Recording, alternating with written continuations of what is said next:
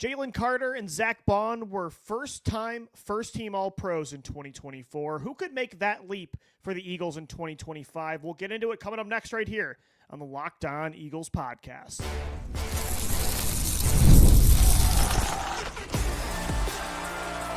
You are Locked On Eagles, your daily Philadelphia Eagles podcast.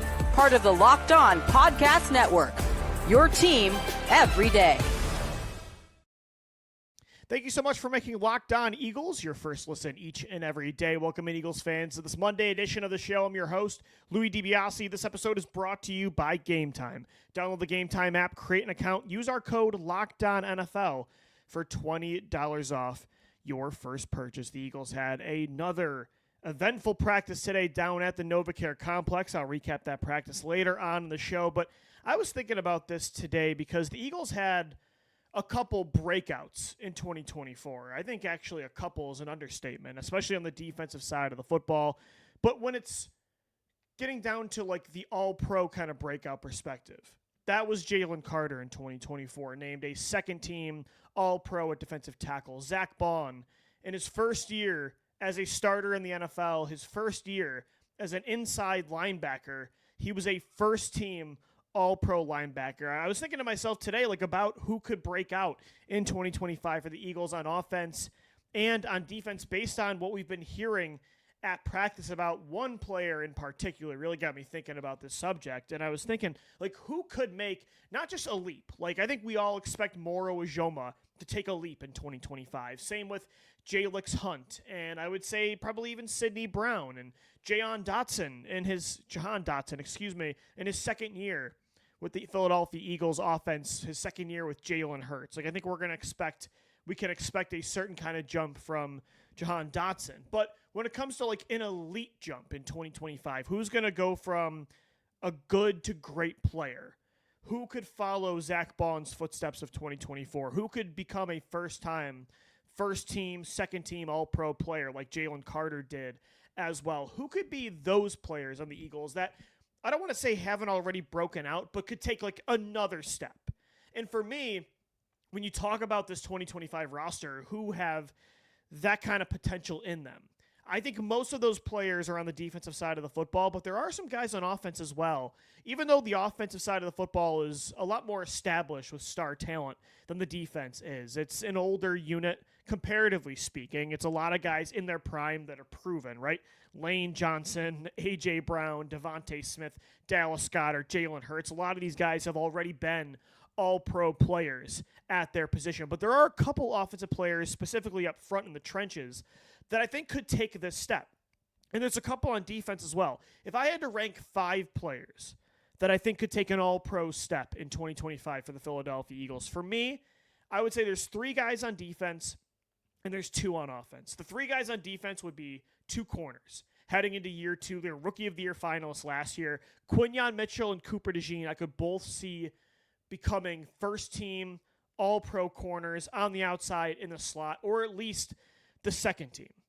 I definitely think Nolan Smith on the edge could also make that kind of leap. All 3 of those players broke out, if you will, in 2024. Again, Mitchell and DeJean were Rookie of the Year finalists. Nolan Smith had 10.5 sacks after the bye week down the stretch. He had 4.5 sacks in the playoffs, which was a franchise record. So they've already kind of become established as stars at the NFL level at a young age, but becoming all-pro players, like, that's another echelon to get to. That's when they become elite top 5 players at their position. Right now, Quinyon Mitchell, I think most people would agree, is a top 10 player at his position. A bunch of anonymous executives ranked him as the 9th overall corner in football heading into year 2. A lot of people already believe Cooper DeJean is the best slot corner in football, but he was not a first or second team all-pro player as a rookie. Nolan Smith, I think most people believe, is a breakout player, one of the best up-and-coming edge rushers in football, but hasn't had a double-digit sack season yet, hasn't established himself the way that even Jalen Carter did in 2024. So those are the 3 guys that have already clearly made a leap that's much higher than what we expect of Jalix Hunt this year, and Moro Ijoma, Jordan Davis, even a bunch of the role players that we expect to be better, but we don't think they're top 5 players at their position. Quinyon Mitchell, Cooper DeJean, Nolan Smith, those are the guys on defense that I think could take this leap. And Quinyon Mitchell is actually the guy that made me think about this exact topic, because it sounds like Quinyon has been one of, if not the best players so far throughout a week and a half of Eagles training camp. Like, he's been the only guy that's been able to handle A.J. Brown in one-on-ones. And it sounds like he's becoming an elite corner that, as we mentioned last week, Vic Fangio is now considering having him shadow star receivers in certain matchups throughout a game. It's why not only are they having him play on the right side of the field like they did the majority of 2024, but he's also playing on the left side this year so far throughout camp, because as Fangio said last week,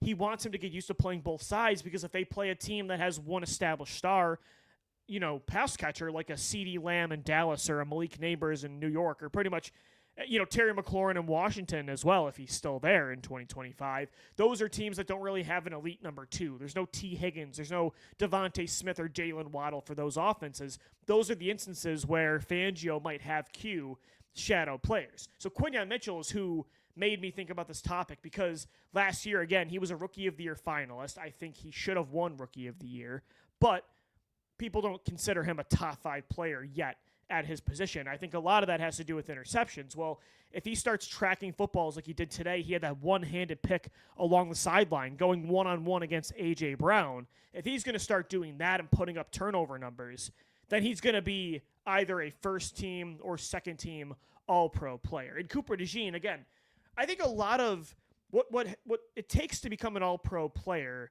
is becoming a household name, being very well-known nationally. And because when you look at who's voting for these awards, who's selecting these all-pro teams, most of it is beat reporters.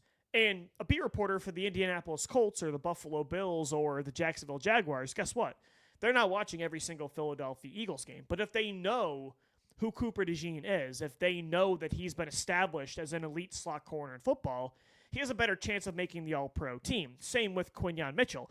Box score stats are very important for all-pro players because, again, these voters are not watching, they're not breaking down one-on-one Quinyon Mitchell tape every single week looking at the matchups.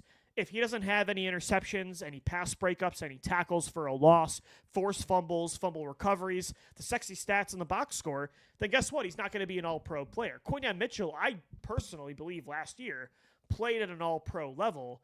I don't think he had even a remote chance of becoming an all-pro player as a rookie. But this year, I would actually like to bet on him being a first or second team all-pro cornerback like the last time they had. That was James Bradbury in 2022. And also just the Eagles being an elite Super Bowl contender every year is also going to help because they're also going to become household names based on that because everybody knows about the Philadelphia Eagles core now because they're competing for Super Bowls. Just like everybody, even that aren't Chiefs fans, know about the Kansas City Chiefs roster. So I think those are the three guys I'd predict on defense make that leap. Quinyon Mitchell, Cooper DeJean, and Nolan Smith. On offense, I think it's Landon Dickerson and Cam Jurgens.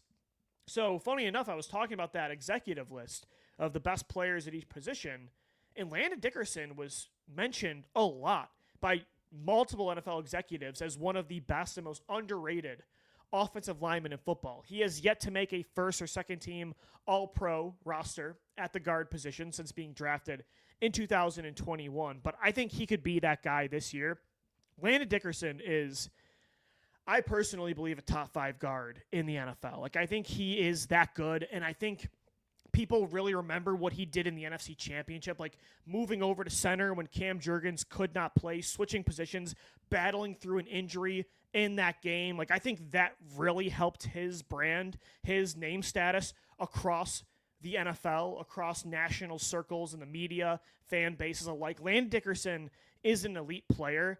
I could totally see him taking that elite step this year. Statistically, he's already that guy. But again, as I mentioned, what it takes to become an all-pro player is name likeness, and I think Landon Dickerson could be that guy. Plus, he's much more of a vocal leader now, as he's had to be. Like, he really stepped up in that way last year. He's one of their rah-rah guys in the locker room, the pregame speeches. Like, that's Landon.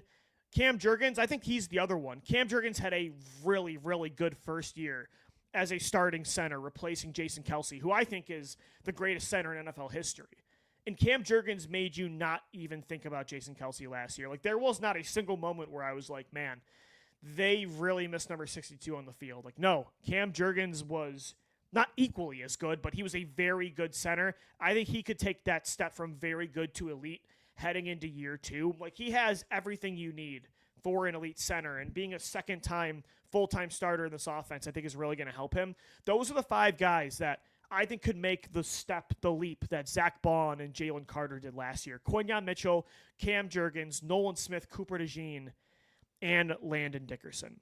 Those are the guys I think that are going to go from good to great in 2025.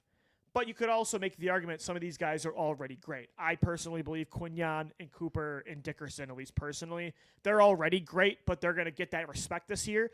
And I think Landon Dickerson, or I should say Cam Jurgens and Nolan Smith, they're going to go from good, very good to great players in 2025. All right, guys, coming up next right here on the Locked On Eagles podcast, Drew Makuba banged up at practice today. Kind of got me thinking about the Eagles' injury luck over the years. And if they're going to have that same luck in 2025, we'll get into that coming up next right here on Locked On Eagles. Today's episode of the Locked On Eagles podcast is brought to you by Yahoo Fantasy. Fantasy football is back. Fire up the group chat, get your draft boards ready, and buckle up for a season filled with breakouts, busts, and all the overreactions that we live for. It's all going down on Yahoo Fantasy. This year, me and the Locked On Eagles podcast, we're playing on Yahoo Fantasy, and you should too. Whether you're a first-timer or a veteran making your millionth league, we have our draft in just a couple weeks. We have a 2-keeper league with 13 different teams. We have a bunch of different rule changes this year. We actually did a whole convention for it this offseason. Like, it's a serious fantasy football league we've been doing on Yahoo Fantasy since 2009. So they have a ton of features. And to celebrate 28 years of fantasy greatness, Yahoo Fantasy is actually dropping 28 big new features over 28 days, giving you more ways to play, more ways to draft, and more ways to win. And it all begins on August 4th. So stay tuned to get started by creating or joining a Yahoo Fantasy Football League at yahoofantasy.com/LockedOnNFL. That's yahoofantasy.com/LockedOnNFL. And let's make this fantasy season the best one yet. Thanks so much for making Locked On Eagles your first listen each and every day. Training camp continues to get going throughout the week here at the NovaCare Complex down in South Philadelphia. Some not great news on the defensive side of the football today. Drew Makuba banged up, did not practice, lower body injury, and I don't want to say that's concerning. It doesn't sound like it's anything serious, but for me, why I think it's concerning or noteworthy is because Drew Makuba, I think the one thing about him coming out of Texas that some scouts were concerned about, draft evaluators, even something I thought about, was his frame. And if he could hold up as a true full-time starting safety at the NFL level, or is he a guy that can play in the box, that consistently holds his own against the run, can be a physical player on top of being the ball hawk that had 5 interceptions at Texas in 2024? Like, can he be that guy? Or are we going to be nervous that consistently this guy is going to deal with injuries? I think that's what made him drop to the bottom of the second round, because skill-wise, I mean, he can cover. Again, he had 9 interceptions 2 years combined in 2023 and 2024. So we know he has the ball skills. He has incredible vision and patience in zone coverage, just a great feel for roaming sideline to sideline and cover 1, cover 2, coming down into the box. Like, he's not a big player, but he plays big. Like, he has a physical mindset. But that also has been part of what makes me a little bit nervous about Makuba, is he is a smaller player that tries to play big, and I wonder if he's going to hold up at the next level. Again, he didn't suffer a serious injury this week, but he wasn't practicing today. And in an open competition, that's noteworthy because right now he's battling for time with Sidney Brown. And although he's battling for time, Makuba is the clear and obvious favorite to start. It's why the Eagles took him in the second round. It was the highest draft pick they used on a safety in 14 years since they took Jaquan Jarrett in the second round of 2011. So that was noteworthy, and he was the hand-picked replacement for C.J. Gardner-Johnson.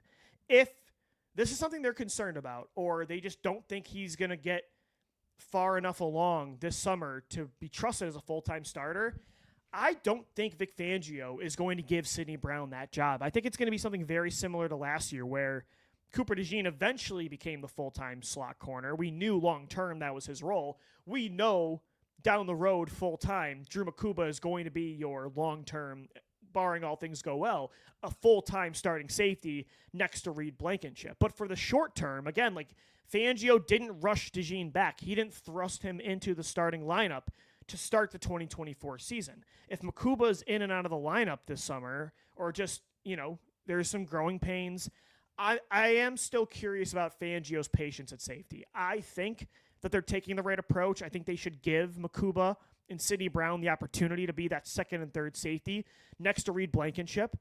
But I am interested in what they're going to do, because I wouldn't be as interested if a certain player wasn't still on the open market. But we know Vic Fangio's infatuation with Justin Simmons. We know that Justin Simmons wants to be a Philadelphia Eagle. Like, he has said it himself that he would love to reunite with Fangio and Christian Parker, who was his coach when he was with the Denver Broncos, the Eagles' current DB coach. He wants to be a Philadelphia Eagle.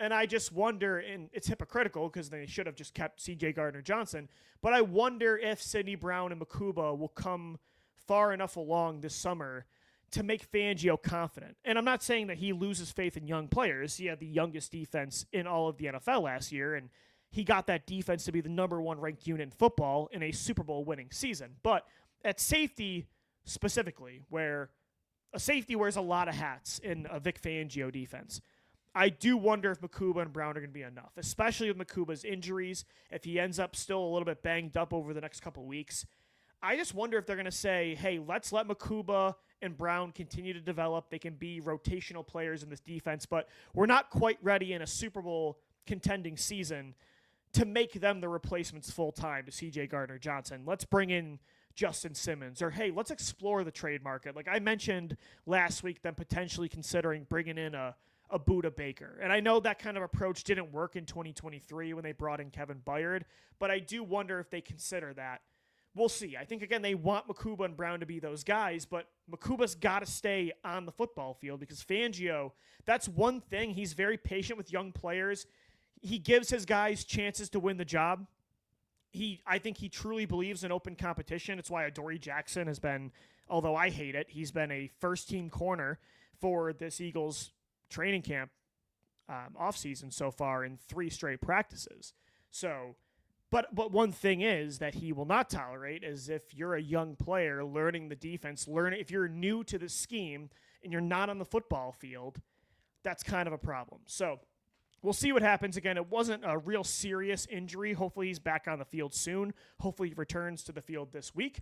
But it does make me consider, or wonder, are they okay with Makuba and Brown at safety? Is this going to be enough for them? He is a second-round pick. And again, I think he was handpicked for this defense. I think Makuba fits perfectly with what Fangio wants from a safety. But, he has this real low-hanging fruit, this really quick and easy option on the open market that he knows what he's going to get in Justin Simmons this year. He knows the floor of that player. It does make me wonder still. I would make that move personally. I would wait to see how these young guys look for the first half of the season. And if it's not looking good or it's still a work in progress with both of them, then maybe make a move before the trade deadline. But I do wonder if Simmons is out there, if they're just going to say, hey, let's do it. Let's bring him in. We're competing for a championship this year. We don't want to deal with the safety issues we had in 2023. So let's get ahead of that now. I will be curious. We'll see what happens with this injury. But overall, just injuries in general, the Eagles have had such good luck in the injury department since 2021. In the Jalen Hurts, Nick Sirianni era, they've had great injury luck. It's one of the main underrated reasons they've been able to make 2 Super Bowls in 3 years. And credit to them. It's not all luck. A big part of their injury luck is that they got younger. And a big reason I think the Eagles, Howie Roseman specifically, got younger on this roster from top to bottom, the starting lineup throughout the depth chart as well, is because they saw all the injuries they suffered in 2018, 2017, 2018, 2019, 2020. For 4 years, the Eagles' injury list looked like an entire roster of football players. It was catastrophic. And I think those years, those teams had special runs in them. Some people don't believe the 2018 Eagles were as good as I do, or the 2019 Eagles. I still think those were special teams, and they showed it at the end of the year. They were able to pull a rabbit out of a hat to make the playoffs and to go on these kind of magical, unbelievable runs for, the situations they were in. And although a lot of the, bad play or the kind of underachieving seasons those teams had after Super Bowl 52. And a lot of that was because of mistakes that Howie Roseman and that coaching staff made and regression in age of players. I would say the biggest reason for those regressions after Super Bowl 52 were because of injuries. The Eagles lately, they had a full starting lineup of healthy players in both Super Bowls they've played in the last 3 years. Hopefully that luck continues, but you do wonder, Makuba's injury, Devontae Smith didn't practice, Jalen Carter's been limited. Hopefully the Eagles can stay on the right side of the injury luck. I just am so traumatized from those 4 seasons, and I would say just so accustomed to this football team dealing with injuries, kind of like what the Detroit Lions are dealing with now or the San Francisco 49ers dealt with last year. Injuries can derail seasons for contending teams, and hopefully that all these injuries can just kind of get healed this week, next week, and they can stay on that good side of this part of the game, because this part of the game can really hold back good football teams. But again, the Eagles this year continue to be one of the youngest teams in football, and as long as they continue with that approach in their starting lineup, and I think it is the right approach, I do think they will be one of the more healthy teams in the NFL. But it is an incredible, we don't talk about it enough, how incredible the turnaround this franchise has had from where they were from 2017 to 2020 in those 4 seasons to where they are now from a health perspective. They went from one of the most injured teams in the history of football to one of the best well-run teams from an injury perspective. And again, some of that's luck, but you got to give this football team credit as well. Howie Roseman got younger. I think Nick Sirianni's approach to training camp has helped keep these players healthy as well and fresh heading into a regular season. And that's especially tough too. It's even more to a credit to them since they've had all these deep playoff runs. These guys are playing into February, and they're still staying healthy the following seasons. Props to them. Their medical staff is so much better than it used to be. Hopefully that continues in 2025. All right, guys, we'll wrap up this Monday edition of Locked On Eagles coming up next with a recap of today's practice. 3 main takeaways, including some big-time play from some young players. We'll get into it coming up next right here on Locked On Eagles. Today's episode of the Locked On Eagles podcast is brought to you by Gametime. We've all been there.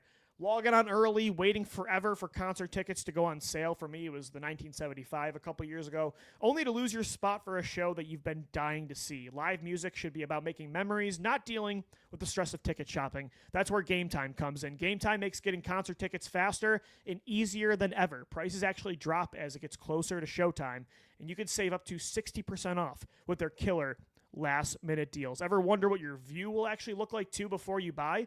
Well, the Gametime app shows you a panoramic seat view, so there are no surprises on top of their great prices. Worried about what happens if plans change? Well, the Gametime guarantee has your back with cancellation protection and more. So take the guesswork out of buying concert tickets and show tickets with Gametime. Download the Gametime app, create an account, use our code LOCKEDONNFL for $20 off your first purchase. Terms apply. Again, create an account, redeem the code LOCKEDONNFL for $20 off. Download the Gametime app today. Last minute tickets, lowest price, guaranteed. All right, guys, thanks so much for making Locked On Eagles your first listen each and every day. We are wrapping up this Monday edition of the show. Another good practice for the Eagles down at the NovaCare Complex in South Philadelphia. And again, one of my main takeaways from today's practice was Quinyon Mitchell looks like an all-pro corner heading into year 2. And what I loved hearing about today's practice wasn't just that Mitchell. What I love hearing is that he's been really good battling A.J. Brown in one-on-ones. And as I've said a few times on the show, that's really impressive considering A.J. Brown, statistically speaking, over the last 3 seasons in Philadelphia, has been, at least per Pro Football Focus, has been the most unguardable one-on-one wide receiver in the NFL. Devontae Smith, I think, is a top 5 route runner in the NFL. And the fact that Quinyon Mitchell is holding his own and winning a lot of battles against these two players, it's a big reason. Battling those two every week was a huge reason Quinyon was as good as he was as a rookie. I think it really propelled his development as a man coverage corner, considering he barely did it at Toledo, and continuing on that trajectory, continuing to battle these star receivers every day in practice. I think this year is going to make him an all-pro player. But what I was getting to is what was even more encouraging about today's practice with Q is that he had a one-handed back shoulder interception along the sidelines. That's huge because, again, to take that all-pro step this year, what does Quinyon have to do differently? Coverage-wise, he was so good last year in man coverage. He was so good in zone coverage. It's finishing plays.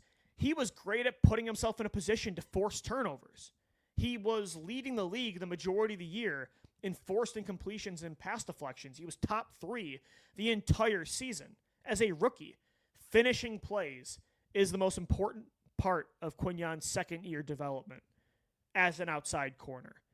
The fact that he's getting one-handed interceptions in practice, like that's one of the biggest takeaways of camp so far. It's how elite Quinyon Mitchell has looked. It sounds like he's been one of, if not the best players on the field day after day. And again, it has Vic Fangio wanting to shadow him in year 2 against star receivers. So that was a big takeaway from practice today.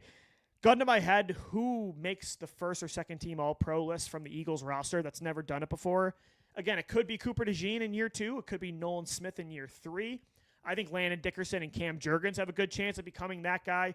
Quinyon Mitchell, I think, is the favorite player of mine to make that first-time All-Pro step in 2025. Another player, though, that I didn't mention in that first segment that I think could become an All-Pro player, or at least have a career season, is Dallas Goedert. Dallas Goedert had another strong practice today. And why I say that, not only because he's in a contract year, I think he's really committed to staying healthy this year and trying to get that bag, whether it's from the Eagles in the 2026 offseason or another football team. I think he's really committed to staying healthy and not having to take a pay cut again, like he did this year, to stay on the Eagles, to sign that one-year deal and take a $4 million pay cut. It's not just that I think he's going to have a career year because of that, but another reason is I think Jalen Hurts is going to, even though he has Devontae Smith to throw to and Goddard's got to compete with A.J. Brown and Saquon Barkley, Jalen's going to look his way a lot more this year because I think Jalen, again, is evolving as a passer. He's evolving as a pocket quarterback. He's evolving in this offense where pre-snap, I think he is just such a better understanding for where he's going with the football. He has such a better understanding for coverages and how to handle the blitz, how to attack that, how to get the ball out quickly, accuracy-wise. I just think Jalen's going to be on another level this year as a pocket passer. And so naturally, I think he's going to grow in certain areas that are normally a weakness for him. An area of weakness for Jalen Hurts is throwing the football over the middle of the field. Dallas Goedert lives over the middle of the field. If Jalen Hurts evolves in that way, if the Eagles are throwing the football more this year, if Dallas Goedert stays healthy, he's naturally going to be better this year because he's in a contract season, and almost every Philadelphia Eagle ever balls out in a contract season.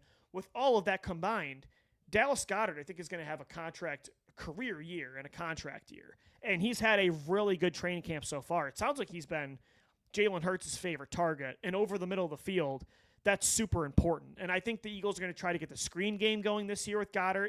I think they're just going to do a better job of getting Brown, Goedert, Smith, and Barkley the ball in space quicker to give them opportunities to make plays after the catch. That's something that last year's offense I don't think did a great job of. And I think this year, Kevin Patullo, Nick Sirianni, and Jalen Hurts, I think they're going to add emphasis to that in 2025. And another big takeaway, how about Mac McWilliams? One of the rookies that we barely talk about. I think he's going to be Cooper DeJean's primary slot backup. I think he's going to replace Avonte Maddox and make this 53-man roster despite being a day 3 pick in a 10-man class. But Mac McWilliams had one of the plays of the day today. Just think about this. He's a 5'10 corner getting posted up in the red zone by a 6'6 receiver in Johnny Wilson. And Mac McWilliams won the battle. And it sounds like he's been really good so far in coverage over the last 2 weeks of practice. And again, for an undersized corner to battle like that against a bigger player in the red zone, that's going to earn him brownie points for Vic Fangio. And again, the Eagles don't have an obvious slot backup to DeJean. I think Makuba can be that guy. I think Sidney Brown has done it. Eli Ricks did it. They both played slot in 2023. Quinyon Mitchell played slot all last year in training camp, but you're not moving Q inside full-time. You're not moving Makuba as a full-time slot corner. I think Mac McWilliams makes the most sense for that Avonte Maddox role this year. Again, I think in packages, Makuba is going to come down to the slot more. Quinyon could play inside if he's shadowing star receivers more than Mac McWilliams is going to be on the field. But if there was ever a long-term injury to Keely Ringo and they wanted Cooper DeJean to play on the outside, or to a safety and they want DeJean playing at safety, or let's say DeJean suffers an injury and they need a full-time slot corner, Mac is an interesting option. And I like him. I think he battled really well last year in college and at the Senior Bowl on the outside for an undersized corner. He's got that tenacious mindset to play inside, to help out against the run, to stop guys like Johnny Wilson at 6'6" in the red zone. Mac McWilliams, one of the more underrated storylines, one of the more underrated players so far of training camp. I'm excited to see what he has in the preseason in a couple weeks. I'm really excited to see his tape. All right, guys, that's going to do it for today's edition of Locked On Eagles. Thanks so much for making us your first listen each and every day. 4 more shows for you this week on top of our 2 live squad shows, live tomorrow and Thursday on YouTube. So make sure you subscribe to Locked On Eagles wherever you get the podcast. As always, thanks so much for downloading, watching, and listening, and let's go Birds. Fly, Eagles, fly.